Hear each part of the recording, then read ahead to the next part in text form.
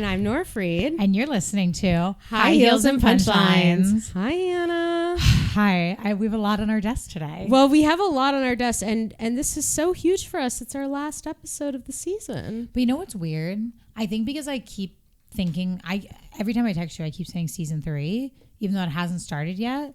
So I feel like I'm 1 foot ahead. Like, this doesn't feel like the end of season 2 for me. Because like I've been living in season 3. Like I've been confused thinking we're in season 3 the whole time. We've been actively creating so much for season 3 that it feels like we're almost in it. Like season 2 of course is great, but we just have like a lot that's going to be happening for season 3. Yes. And it's the season 3 that we're creating is based on feedback from our listeners. Mm-hmm. It's based on our development as people, as podcasters, as artists, as women.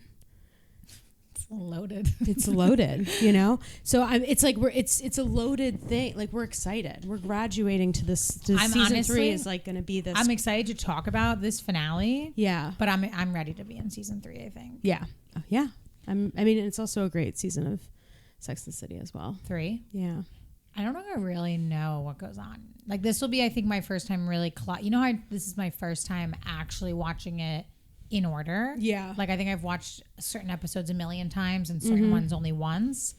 I feel like I'm now realizing how little I understood of when things happened in the series. Gotcha. Like to me, Steve was like season 4, but like he's not. No, he's literally like there immediately. Immediately. Which is just crazy when you know what happens with him. Anyway. Oh my God. So first thing to address, do you want me to say my thing or do you want me to say your thing? Why don't you say your thing first? If you are here for feet. And you know what that means. And we love you, but you need to DM us. DM us on Instagram and we have something for you. Okay. At High Heels and Punchlines. At High Heels and Punchlines on Instagram. DM us. Just send a foot emoji.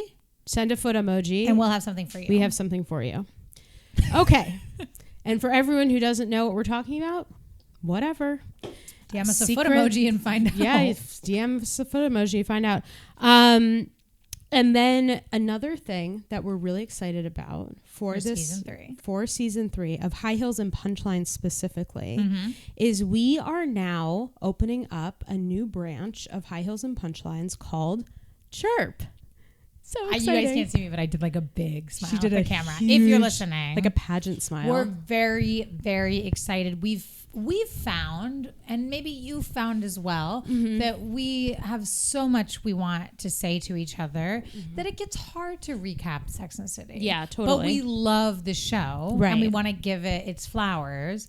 But sometimes we can't because like something major will happen in our own lives, or I'll start a little tangent, or we'll remember a memory from college, and then like we didn't talk about the episode at all. So we were like, maybe we should start a podcast where we can chirp.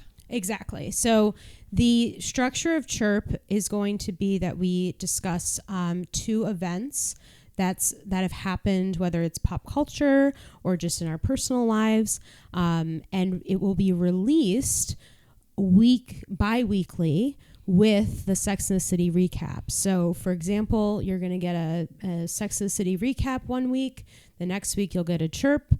The following week you'll get Sex and the City, then a CHIRP. So it'll be every other week. It'll be like if you're just listening for Sex and the City, it'll be like how season 1 was, where we were off the following week. There's going to be a break. And if you just want CHIRP, then you just turn into CHIRP. Week. And we're really excited about it, and it's going to be great. And it's just gonna, like, we are podcasters together, but we're also like friends, but our lives get busy. So this is also a way for us to like, you know, sometimes when we get to recording the Sex and the City episode, like so much has happened that I just want to talk to you about. Right. So we'll just do that in CHIRP. And don't get us wrong, we will embed our personal stories into the Sex and the City recaps. Yes, this is still very much like our guide to rewatching Sex and the City and our stories of our own sex in the city. Right. But it's like, you know, just a little more on topic. I think you could click on any one of our former episodes and find like 20 minutes that are not related to Sex and the City at all. Literally. And we think that might not be good for us as a rewatch podcast. Exactly. We are also on social media. You'll find us as HHPL, High Heels and Punchlines, just abbreviated. We did this for logo purposes and to differentiate between CHIRP and Sex and the City Rewatch. So now like we as an entity are High Heels and Punchlines, and the podcast we host are HHPL, SATC, and CHIRP. Yep, exactly. But neither of the podcasts are called High Heels and Punchlines. That's like our entity. That's the entity. That's I don't know parent. why. It's the parent entity. Yes, absolutely. Okay, so I'm glad we got that all out of the way. Me too. And that was a lot of information. So but we're really excited. But we're just so excited, and we want to prep you, and so that you know when you tune in, you're not like, hey, what the hell? Yeah. Don't be shocked. So, but if you missed this episode, you're gonna be prepared to be shocked. Talk to one of our friends. Talk to Critter. Critter seems to keep up. Critter keeps up. My friend Owen is a loyal follower, listener. It's always so surprising. There's people I don't know are listening, and then they'll text me like, "Oh my god, this quote from your last episode was so funny," and I'm like, "That's such a nice surprise." My friend Estee is a loyal follower. She's on social media. Owen is not on social media. He's on LinkedIn though. You could DM him on LinkedIn. That's a type of social media in some ways. Both wonderful people and great sources. If you're looking for information on us. Okay. Anyways. Wait, quick business question for you. Yes. You have the time?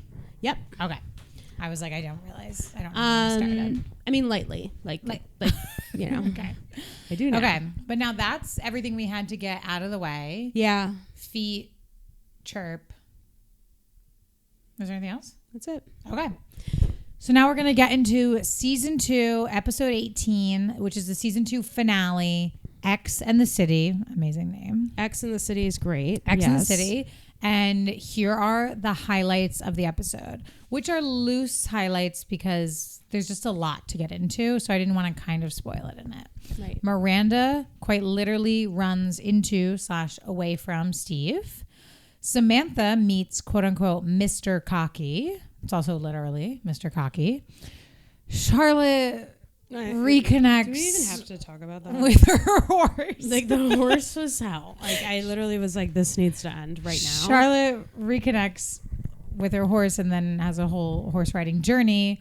That is so boring, loser. I'm sorry. Especially because in this episode, Carrie and Big have lunch together, and that is when we learn that Big and Natasha are engaged. Right. Which is why it is psychotic that I had to watch any scenes of Charlotte and her horse.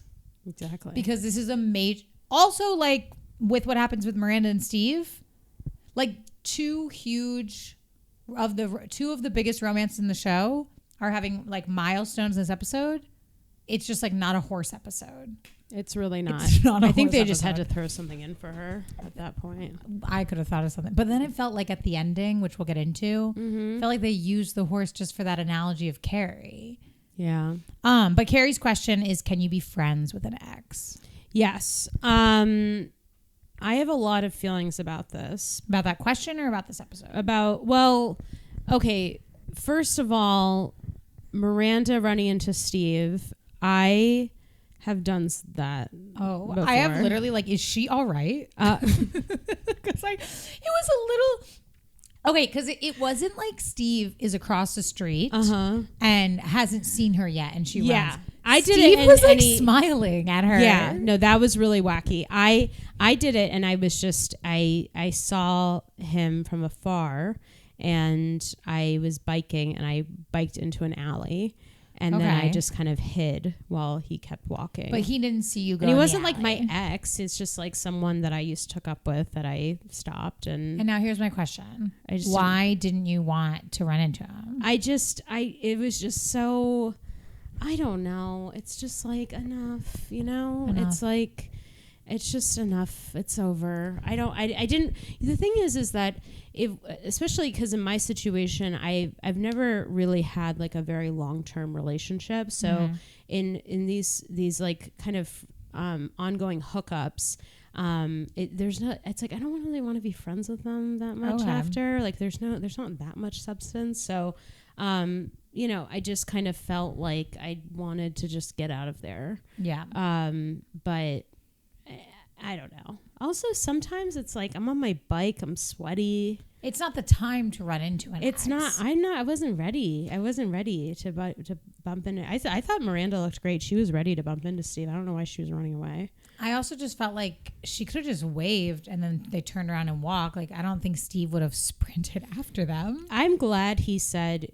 "You hurt my feelings." That was really direct and cool. Hottest thing. So after Miranda runs away from Steve, right, for God only knows, in my opinion, God only knows what reason, just because he already saw her. Like, if you're running into an ex and you don't want to see them and they haven't seen you yet, you are good to go run and hide. You don't want to see them. Right. But like, if they have seen you... So basically what I did is fine. What you did was perfect. Amazing. If they've seen you, they've smiled at you, you just need to get through it now. It's worse if you run and hide. Right. But then Steve went to her apartment and knocked on the door and was like, "You hurt my feelings. What was that about?" Like, and then she starts crying. She's like, "I'm so shitty." And then he has to pick her out of that. Yeah. Which is hard to watch. I don't know. I just like, I don't get why these two are not together. I know that like they eventually get back together, but like at this moment, didn't they just like break up over like her having more money than him? Yeah. Like, so there's like them hanging out was never going to be a friend thing because like they didn't break up because someone cheated. They didn't break up because there was like, we want different things in life. Like there was like, Steve felt insecure. And so they broke up through that moment. Like you guys, of course you're going to end up hooking up. So you think, I mean, I know how you feel about this because as we've mentioned on the podcast, I'm friends with all you my are exes. Very close with your exes. I don't feel, once my feelings for you are gone. Yes. I don't think there's any reason why we can't be friends. But how about their feelings for you? How can you confirm 100? I'm not saying, so Hanna, just for some background, when I met Hanna, she had a show called Date My Ex. And I was like, what is that? And she basically gets her exes on a stage and it's a hilarious show where she just really like fun. Talks about their ups and downs, their pros and cons, and then you decide if you want to date them instead. Yeah, it's kind of like a roast of them, but they're also like pretty charming about it. So it seems like you like get over it. They're all pretty like charming guys, the three that are on the show. Right. I feel as though if they have feelings for me, like in this Carrie Big situation where she still has feelings for him, he obviously still has feelings for her. That's why all this weirdness happening, but we'll get into them. But I feel like if the feelings aren't affecting the friendship, like if Lee and I are hanging out, I don't have any feelings for Lee. You know, I'm with Wolf. I'm in love with Wolf. If Lee had some feelings for me, as long as he wasn't being weird about it and he knew I shouldn't have feelings for Hanna, like this, whatever. Like if he wasn't making it my problem, I think it'd be okay. Okay. That's good to know. But for me, once the feelings are gone, I don't even feel awkward. Yeah. Hanna, it really is inspiring. I also am really, I want to talk to you. If we have ever met or hooked up, if I run into you, I know I'm going to walk over to you. Really? And be like, hi. Wow. That's my vibe. Because I feel like you don't like doing that with randoms. That's my favorite thing to do. I don't like to talk to strangers. Okay. I love a stranger. Because I don't know when it's going to end with the stranger. I think you're probably afraid of strangers because the stranger's me and I'm not going to let it end. And I'm going to have a podcast with them. You're going to be going into season 3 I'm never going to let the convo die. No, you were best case scenario stranger. But it's like when I don't know someone's talking style, it makes me really anxious. And my exes, I know exactly how we style. Do. And you know what the best part of my exes are? They know me. Yeah. They know exactly how I'm going to act. They know how long or for short I'm going to talk for. They know I'm going to be a little over familiar. And they know that I'm going to like say something and then be out of there. You know? Right. That's the best part.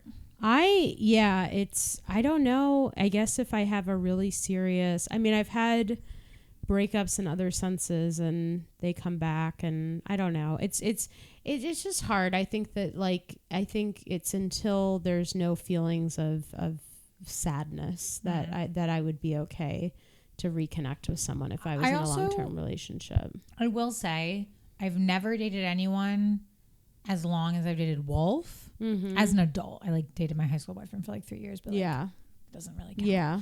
That wasn't a deep, serious relationship. I don't know how I'd feel. It would probably take me a while to be friends with Wolf. Oh yeah. Because we are right now planning to be together the rest of our lives. Right. So if that were to crumble, I wouldn't be like, do you want to be on Win a Date with my ex? That would be no, that would be that would take serious time. Yeah. Carlos, Lee, and George, that was 6 to 9 months of my life. Right. They can be on a show. They can come to the Mets game. Who cares? Yeah. So the episode starts with Miranda and that whole scene and her and Steve.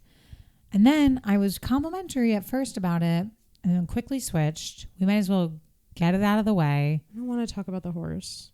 First, I do want to say she looked so hot in that running outfit. I know. And she looks amazing. It captivated me. I wrote that down. I was like, Char's running outfit. Oh my God, she's so hot. And then I wrote, wait, this horse. No, thank you. Yeah, I was talking to my friend whose little sister said that she's watching Sex and the City for the first time and is obsessed with Charlotte's look and went to the hair salon and asked for the Charlotte haircut. Wow. And is now buying all clothes that look like Charlotte. And she's I'm like, busy. I'm busy. like, wow. Wow. But that's just not the takeaway you normally hear. You normally hear, oh, Carrie looks so cool. I want to have a feathery scarf, I don't really know if I've heard that. I mean, I don't know. When I watch Sex and the City, I want to be Miranda and I want to dress like Samantha. Interesting. Okay. I think Charlotte, when I was younger. Yeah. But watching it now, Charlotte has the cutest clothes. She literally has the most put together outfits, so girly, so feminine, so flattering. And Carrie, every once in a while, she's wearing something and it's a jump scare. That never happens. Ew, I burp while talking. That never happens with Charlotte. I disagree. I think Charlotte her style is so plain. Oh, really? And I think that if it's her body type, that I think it's one of those things where it's is she dressing really well or is she just really skinny? Which I know has been a trend online right now that people have been calling people out. Are they actually fashion influencers or are they just kind of skinny? See, that's how I feel about Carrie. I don't feel that way about Charlotte. Interesting. I feel like Carrie will put together stuff to be fashion, but sometimes she looks really wacky and she's not fashion. She's just thin. Yeah. Where I feel like Charlotte is consistently wearing her outfits are put together in a way that Carrie's are not. Okay. Yeah. No, I'll give you that. But I wouldn't say they are all very thin. They're honestly really, really skinny. It's honestly so crazy how skinny they are. I that's don't the most think unrealistic thing about the show. Even when they were standing with the horses, I was just these girls are so tiny. Twigs. It's so crazy. And then they're calling out Natasha for being too thin. And I was like, please, girls. Also calling out Natasha for being basic. And it's guys, Charlotte's with you. Charlotte's right there. Yeah, it's what the Charlotte's hell? right there. And Charlotte is literally just Natasha, but she's not sleeping with Big. But I think Charlotte. But in real life, she was. Literally. How crazy. It's so crazy. So we learned that in real life, Charlotte and Big were hooking up during the recordings. Mm-hmm. So. Which actually, at the end of the day, I think I've said this before, Charlotte and Big do make more sense for each other than Carrie and Big. In this world where he's marrying Natasha, there's a world where him and Charlotte would be together. Right, because Charlotte would be super down to coddle him. Yeah. And she's not making things hard, which is something that is talked about, which I did have to say, I said, we are not simple girls, we're Katie girls for sure. We are curly. Curly. I wish I could be a simple girl sometimes. No, I do. I know that simple girls look at us and want to be like us because I feel like we're intense and dramatic and we call the shots and we don't tolerate stuff. You know, like I feel like we have that confidence and self-assurance going for us that they see. But I wish I didn't cause any fights or drama or simple girls cause fights though. Yeah, but they also like if I was in the car that Natasha was in and she like was touching his hair. Yeah, I would have been like, I'm getting out of the car. I don't know who you are, Carrie. He's engaged to me. I don't know what movie you're quoting because I'm too young to have seen it. Stop touching him. Stop touching him. Stop touching him. See, that's what I'm saying. Yeah. Simple girl, Natasha just was like, he'll be back in a minute. He's just going to fuck some girl. He's just going to flirt. Carrie looked amazing in that white dress. She looked really, Should really we talk good. about the whole Carrie Big plot of the episode? Yes. So Carrie decides it's time to be friends with Big, which of course is wrong because of how she feels, but whatever. Yeah. She decides it's time to be friends with Big and she calls him up. Natasha answers first and she hangs up. Then she calls back. Big answers. And I just want to say, I hate when Carrie's nervous on the phone.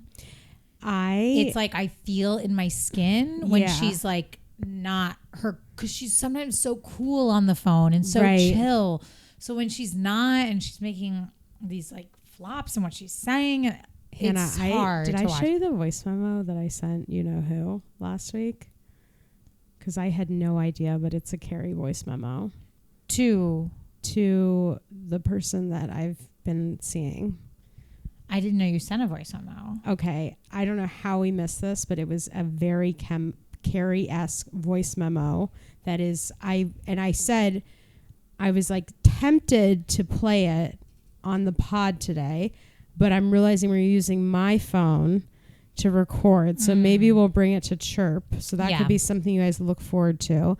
And hopefully this guy will not watch or listen to our Did he episodes. respond to it? Yeah, he's like totally not even like bothered by it, which makes me like so happy. I can't wait to hear what you said. It was after a long night, and I basically was trying to decide whether or not just kind of logistics around sexual health, you know.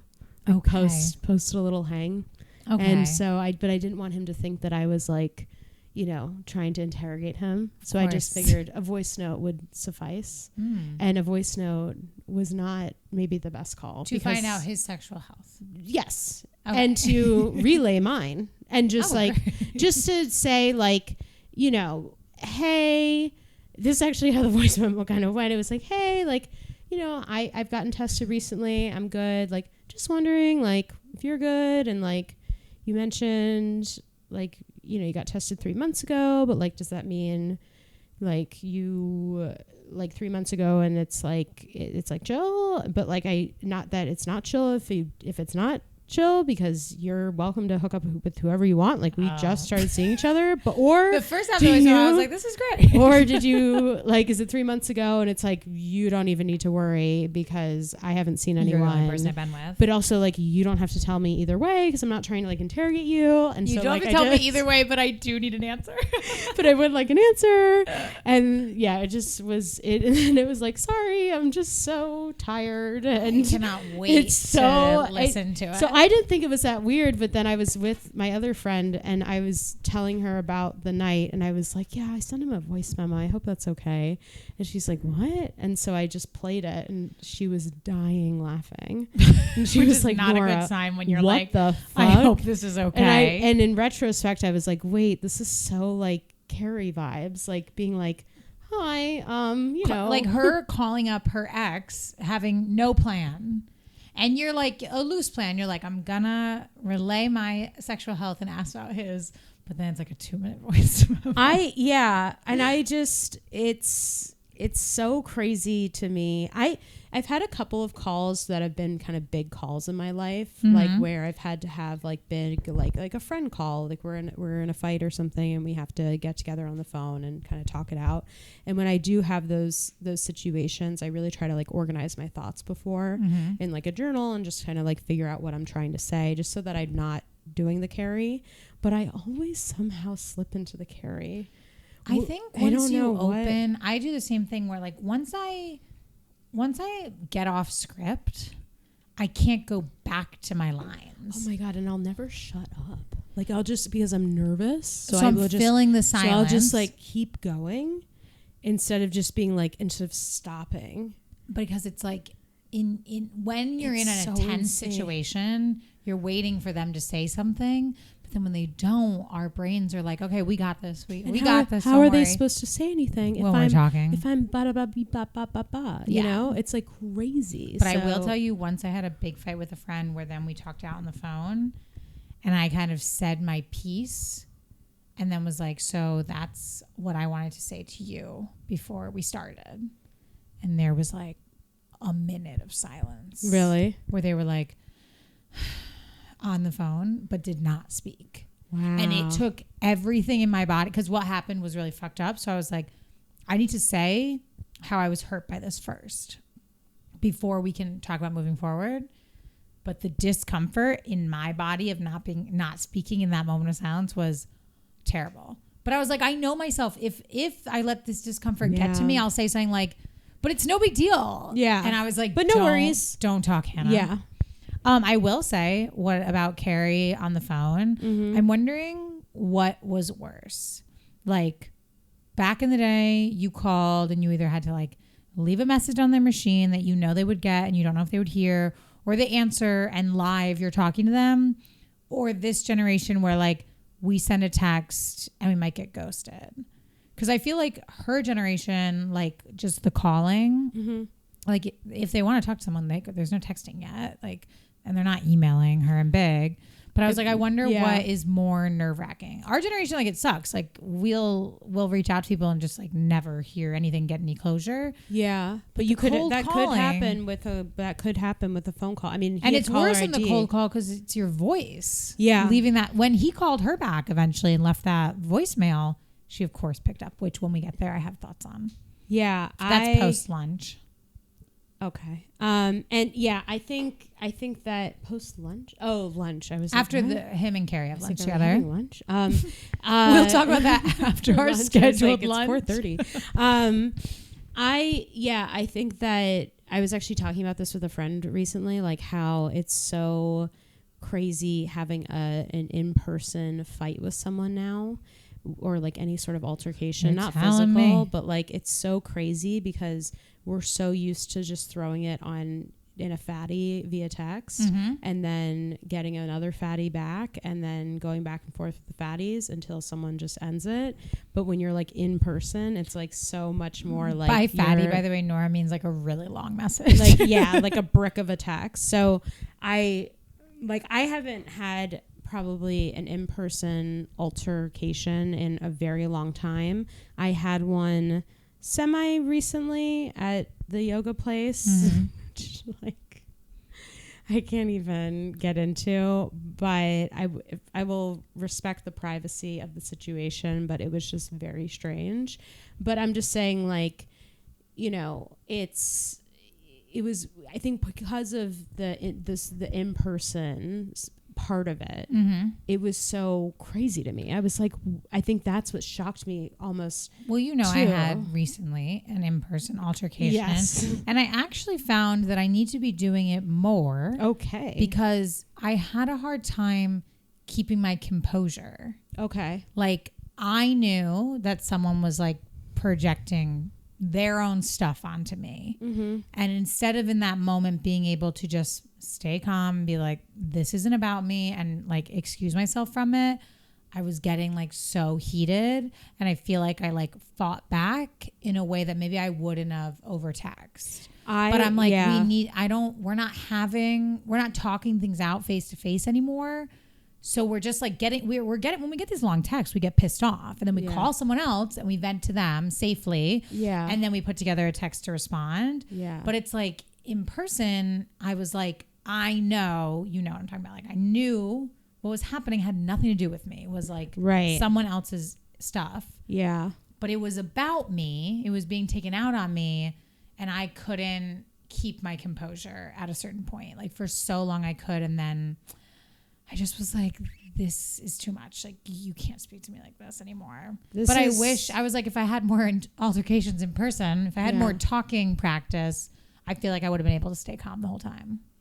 Yeah, I was proud at the yoga studio altercation. I did not. I stayed very calm. Mm-hmm. I just looked down. I tried to avoid the situation. Actually, and this is, we do not have to expand on this, but I'm reading Martin Luther King's biography right now. She's also like suggesting a lot of people that she also thinks should read it. And I'm just, we're literally at the part where they're talking about the Montgomery bus boycotts and about how he's specifically telling people to not react to any sort of obviously very different just situation. Like me fighting with a friend. Yeah, not like me at the yoga studio. We're not diminishing any of that. The lesson. But literally I just read that part where it's like where he's basically they're talking, the writer's talking about how he spread that message, and I really took it to heart, as the white woman myself. Yeah. No, but I'm just saying, like, I took it to heart because I was like, wow, this is really this is so true. You don't want to give power. You want to fuel the fire. Calm. There's power in my situation, which is very different from Martin Luther King's biography, but what was happening, I feel like in the beginning was being fueled by the fact that I wasn't getting upset. Right. And the second I got upset, then it was like, oh, look who's talking to me. And it was like. But then the flip side, I also read Malcolm X's autobiography and there's a different path there. And I was Martin in the first half and I was Malcolm in the second half of that. I'm kidding. We are kidding. These both are. I have to be careful after my Jemima speech last week. Oh God. I just was shocked. No, I know. I'm sorry. Let's not go back. Okay, wait. I'm going to go back into Carrie. I just want to make it very, very clear that I am not comparing either of our situations just talking about the message to these incredible leaders. I'm just saying there was a message that rang through my head because of what I'm reading currently. Okay. That's it. Okay. And everyone should read this book. It's great. It's called King. It just came out. It's really good. But specifically, she does have a short list of people she really thinks should read it. Okay, so I'm going to go back to Carrie. Yes. So in this episode, Carrie attempts to be friends with Big, as we know. She calls him up, has a kind of cringy phone call, and they decide to get lunch.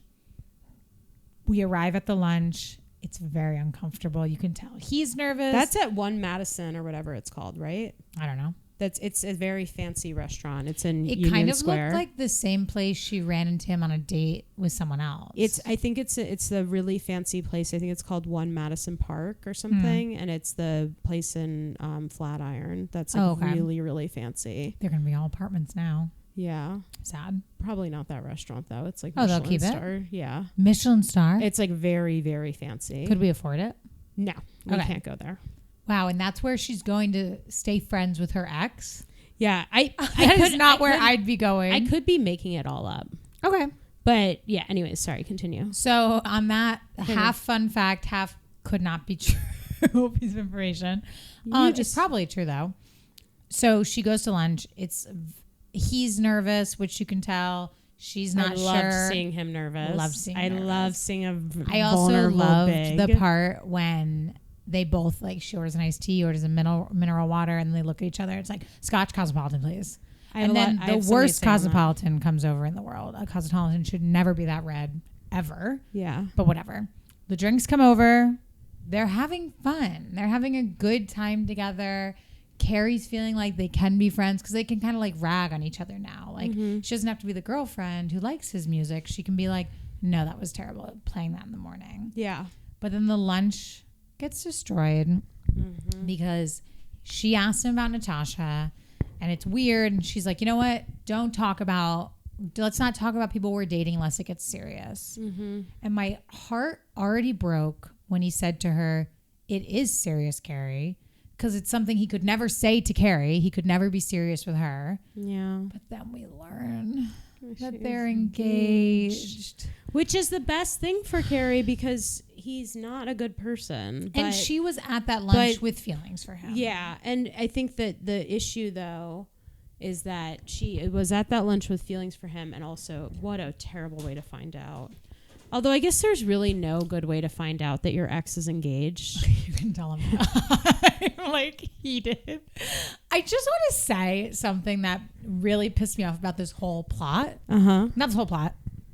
Big's side of it. Yeah. He says at lunch, like, I wanted you to hear it from me. I wanted you to know. And then after lunch, because Carrie storms out and I feel so bad. Her purse gets stuck and she falls down the stairs a little bit. It's a terrible way to go after already learning terrible information. When he leaves her that voicemail, he's like, I wanted you to know and I wanted you to hear it from me. I didn't want you to. And I was like, she called you to schedule the lunch. What do you mean you wanted her to hear it from you? You didn't call her and tell her this information. Mm-hmm. If Carrie didn't schedule the lunch with you, when were you going to tell her? That's a good point. You were never going to tell her. That's a good point. So now he's like taking this higher ground. Like, I had to tell you at lunch. I wanted to make sure it came from me. Bullshit. You didn't even schedule this lunch. If Carrie didn't call you guys wouldn't be here. Yeah. That was pissing me off because now he's on the phone feeling so sorry for himself. And he was like, what was I supposed to do? I needed it to come from me. And it was like, yeah, Carrie called you. Yeah. I would love to know what would have happened if Carrie didn't decide to try to be your friend. If you ever would have told her or if you just would have invited her to your engagement party like you did with no warning. That was crazy. Would you invite someone to your engagement party? I would. The whole crew. Of course I would. But would you have been upset if you were Carrie and you got invited like that? It seems like a yes, actually. I took like a big, deep breath. Yeah, I can. Well, because I'm thinking about Wolf. Like if Wolf and I break up and then I call him to go out to lunch trying to be friends and he tells me he's engaged and then pulls this like, I wanted to make sure it came from me. I'd be like, no, you didn't, because I scheduled the fucking lunch. Yeah. But then I get an invite to the engagement party. Like, I don't want to go. We're not friends. The friend lunch went bad. There's no world where he thought after that she should come to the party. It was after they had the phone call though that she got the invite. Pissed off part 2. She's listening to the voicemail, which I love. I love Big knowing he's wrong, wallowing stuttering on the phone, a little, like feeling nervous, knowing how much he's fucked up, right? Mm-hmm. And he's like, I never meant to hurt you, which is not true. All he's ever done is hurt her on purpose. Mm-hmm. He's literally never been thoughtful about her. Right. And she picks up the phone on that and goes, I know you would never hurt me. No, you don't. Look at the situation you're in. For those of you who are not watching this on YouTube and are just listening, you really should get on YouTube because Hannah's what's it called? Hand reactions are wild. She's doing like a pecking bird hand. Yeah, the pecking bird is when it's like flying in. I need to speak with you. And then her hand is like straight and it looks like a bird. And then it kind of like, and I'm doing a lot of table work. Yeah. And then she's and like I'm over here at the table and then she's far left in the right corner. I hate a lot of hand talking a man over here. who like causes all his own problems, doesn't take initiative, and then like is sad about it and makes it other people's issues. And that's literally Big. That's like every man. It's every man.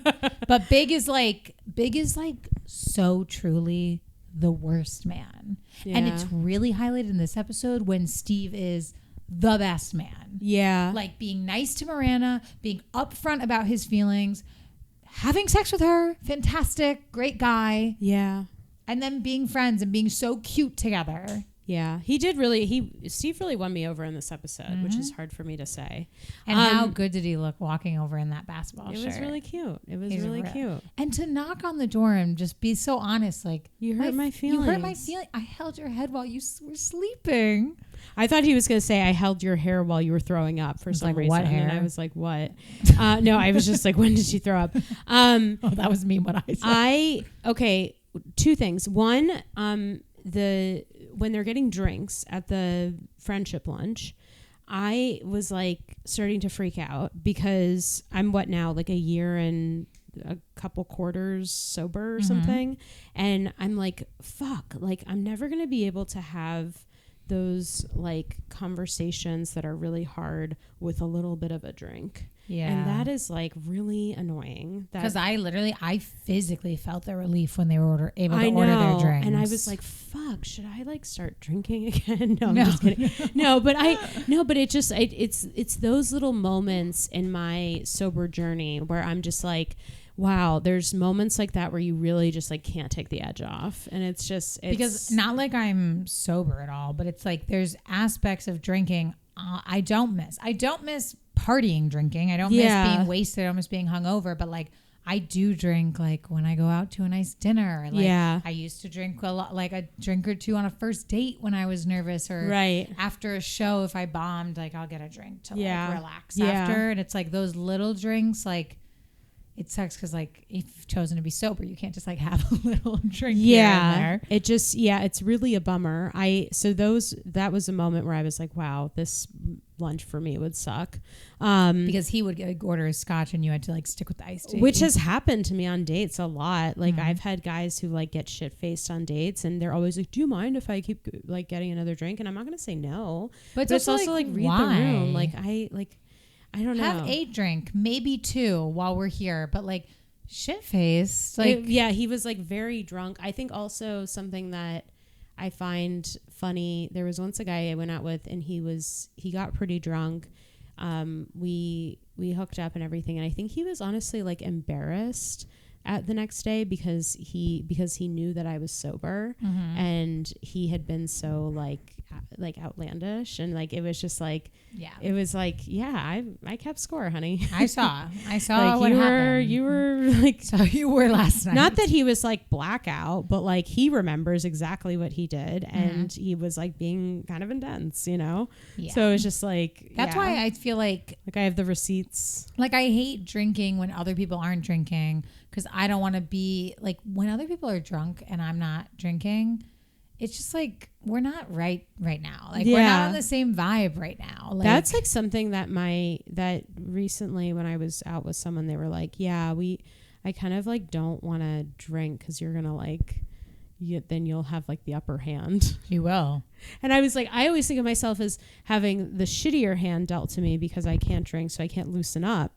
But the reality is like I'm already pretty loose. Yeah, like I don't need to drink. Loose. Which is the whole thing in the first place, is that I just don't really need to drink to feel comfortable. And you're gonna remember everything, and people's behaviors they want to forget, you will not forget. Yeah. Although I do have a memory problem, so I might actually that was so crazy. Like 2 weeks ago. The other thing I wanted to talk about was Samantha's stallion on the street, Mr. Cocky. Kind of going backwards a little bit. I'm really curious, like how big his dick was, because that must have been really big. If Samantha, I mean, I've seen one that I wasn't able to have sex with. I've been having this conversation with so many different people. It is apparently it's okay to not like penetrative sex. Yeah. Okay. I didn't realize with men that like I knew with women obviously it's fine, but like with men I didn't realize. I thought you just had to like really get used to it. No. I think there are people out there that are just like, that's not really my thing. Like I'll do it every once in a while, but like it's not like my bread and butter. I feel like it's one of those things that's hard to not be into when you're going on like first dates, because like I know this is gonna sound bad, but like whenever I had sex with a guy after like 1 or 2 dates, like it just never felt like the time to like discuss what I'm into. I was kind of like, we're just kind of like doing this once to get it under our belts, and then if we keep going out after this, we'll have the bigger conversation.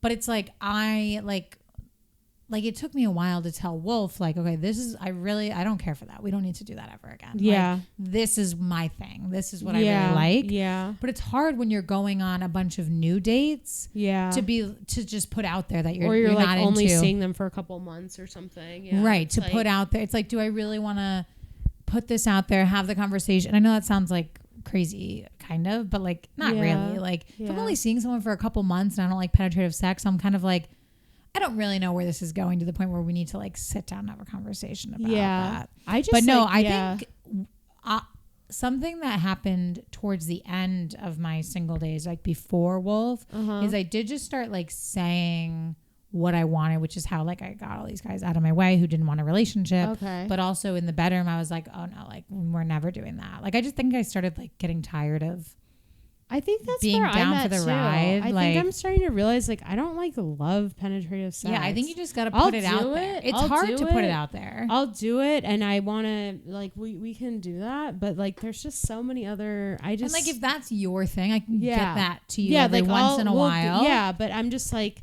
I feel like now I'm getting to the age where I'm kind of starting to feel like, okay, this is like what I want to do and what I don't want to do. And I was talking to my friend about it, and she was like, oh, I'm the same way. Mm-hmm. And I was like, wait, what?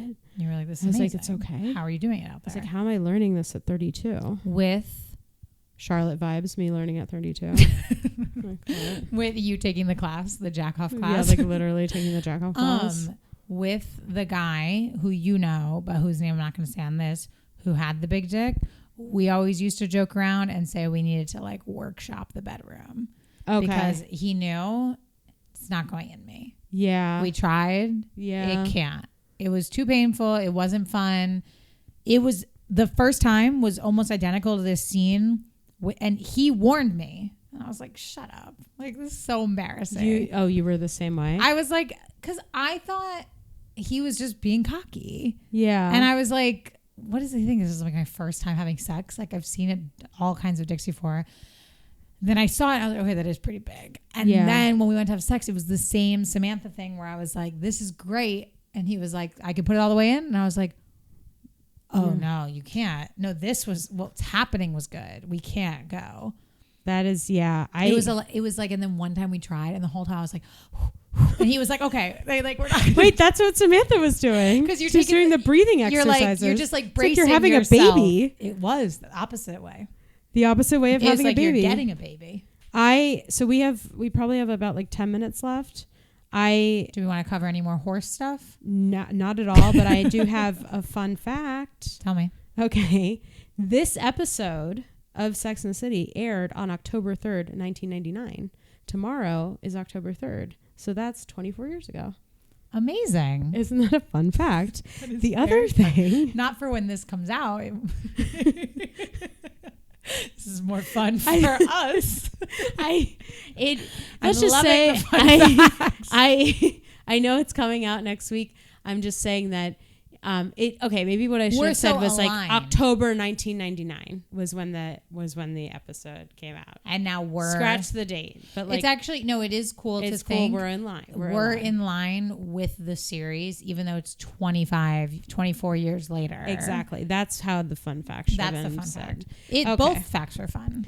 The other thing is that Carrie ends the episode by intimidating the way we were, and she does a great job because coincidentally, Big happens to be standing in the same spot as Hubble in the movie. Really? Yeah. Have you seen The Way We Were? No. I haven't either. We should watch. Yeah. When they were all talking about it, it was really cute. I know. It was amazing. It's going to be the way I now talk about Crossroads.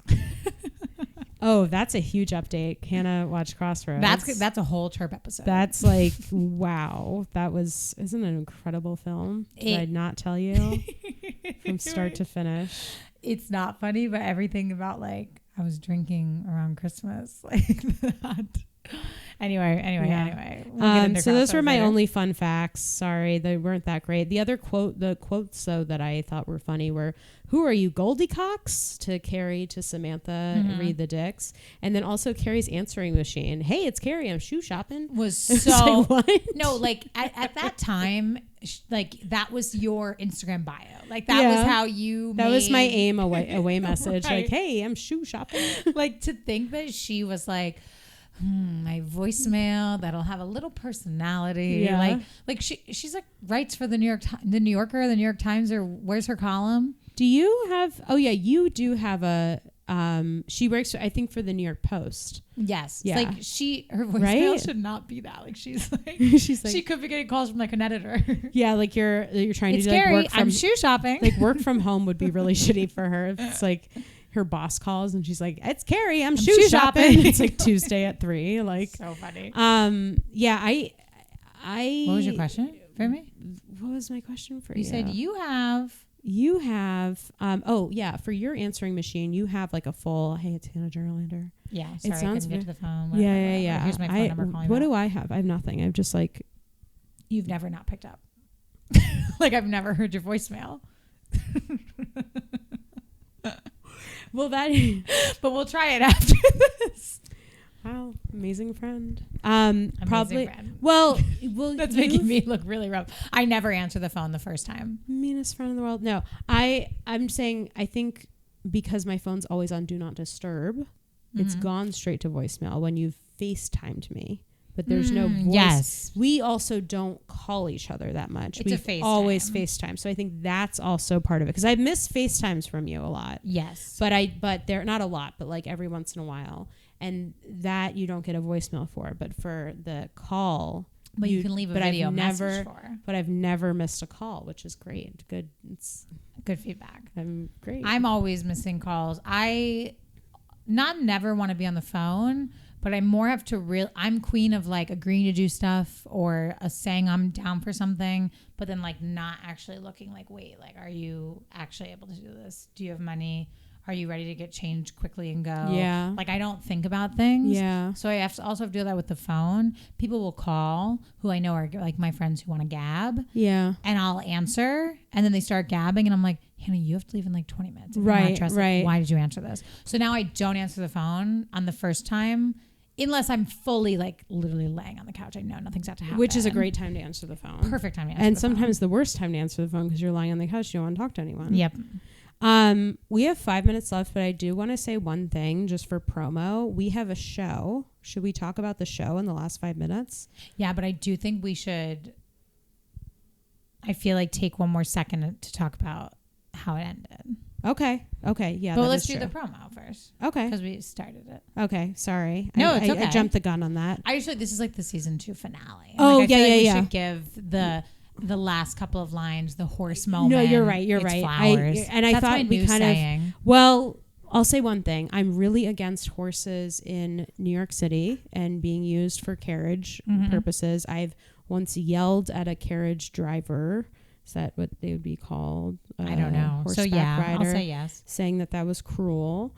I then kind of felt weird about it that I did that. But I am very against that. I feel so sad when I see horses like in the city. They're not supposed to be here. They're not supposed to be here. It makes me so sad. Out of all the animals that shouldn't be here. And the way that it was like going around when it was like shaking its head. And it's like, Carrie, you're running free. And then her takeaway, I thought it was going to be, and my takeaway was sometimes I have to run free. I thought she was going to look over at the horse and say the takeaway is horses should not be in the city. You thought she was going to say that? I knew that she wasn't, but that would be the non-Carrie, maybe more thoughtful thing to say. That would be, versus I would have like laughed so hard if the episode ended with like, wow, like a PETA call. Horses. like a call to PETA. I know this is gonna sound like kind of not good about what I'm about to say about the horses. You love carriage horses? No. I just like, I think they were always bad, but there was a time when New York was like a little glamorous. Mm-hmm. I feel like right now though, having the horses in the city is even worse.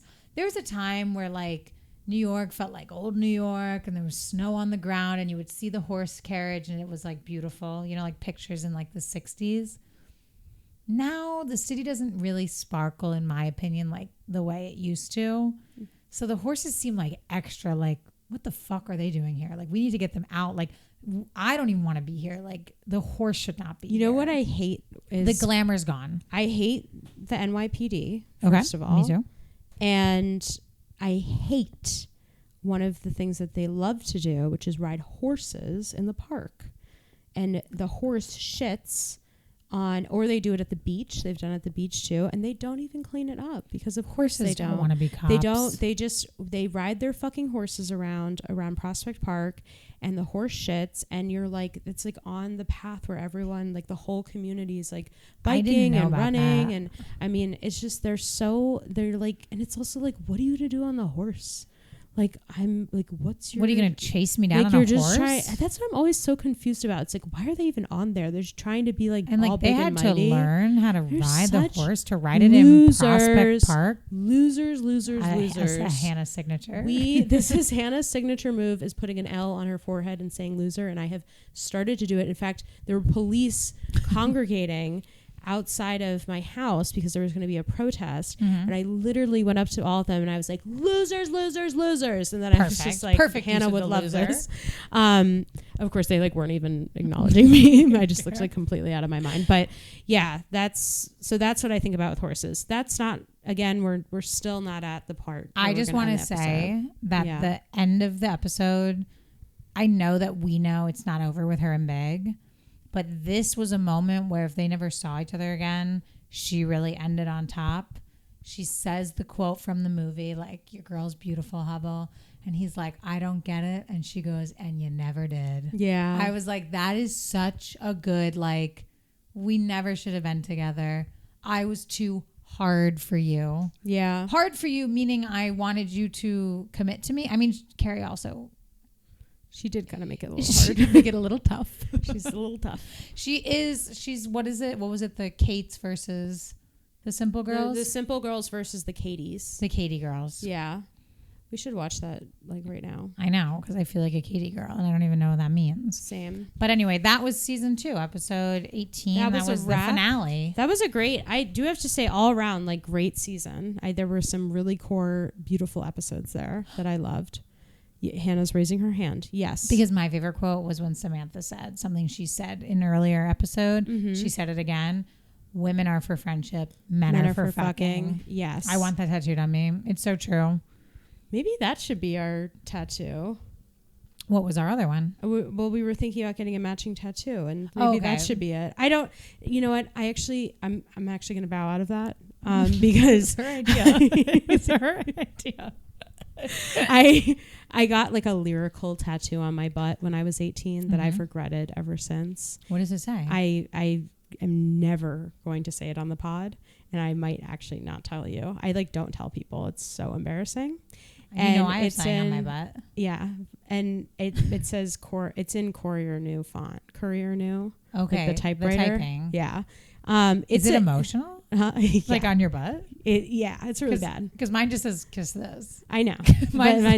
That's a really cool tattoo. Yours is like, but serious? Anyways, yeah, mine's like a serious lyric. I need to know. It's not like my butt. It's like right above my butt. It's like a tramp stamp. Okay. But to the right, but like on the butt cheek a little bit. I do want a tramp stamp soon. Maybe I'll get the same quote as you. You're not going to want this quote. Actually, you might like this quote. Fine. I'll tell you after the podcast. Okay, I cannot tell. Then let's get this over with. Yeah, like wrap it up. No, but I just made a pact to myself that I wasn't going to get any sort of words ever again.